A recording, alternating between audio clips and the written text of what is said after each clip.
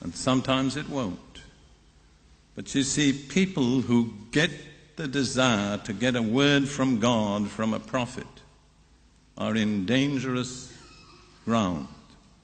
Not that it couldn't happen, but to have that desire is to expose yourself to a lot of risks.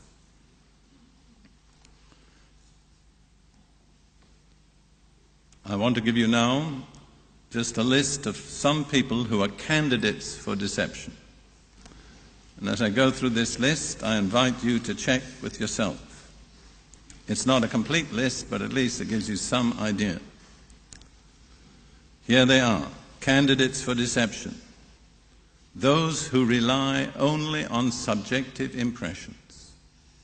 Well, when that brother prophesied over me, I felt so good, I know that must have been from God. You don't know. And it's very dangerous to assume you do. There are a lot of other tests you have to apply. Second lot, those who look only to human leaders. If a certain man says it, they believe it. That's very dangerous. There are no infallible human leaders, and I'm not one. I don't want people believing it because I say it. I think those of you that know me, I'm always careful to direct people to Scripture and not to my subjective impressions. Third category, those who accept supernatural signs as a guarantee of truth. Jesus himself said that false prophets will arise and show great signs and wonders, but they're false prophets.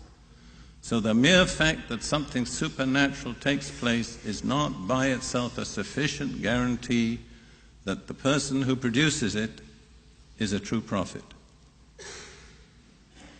The next category are those who through personal ambitions are susceptible to flattery. Because you know what I said about flattery? The one who flatters his neighbor with his mouth spreads a net for his feet.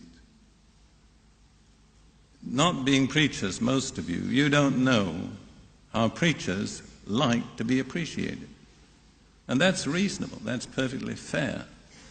But the problem is that sometimes we look for appreciation in the wrong place. And by desiring to be appreciated, we get ourselves hooked on something we shouldn't be involved in.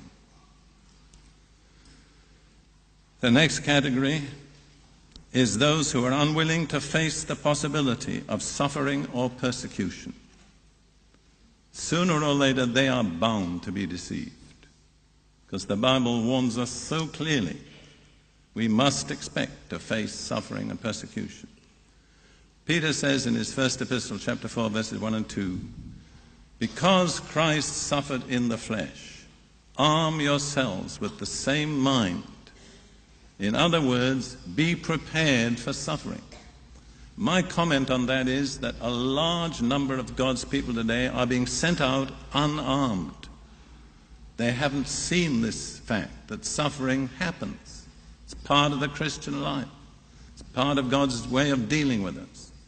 And anybody who only promises good, I could say without qualification, is a false prophet.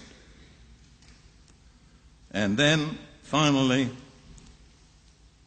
those who are ignorant of Scripture. Now, there are people in remote countries or persecuted situations where they don't have a Bible, they just have a word. God will be merciful to them.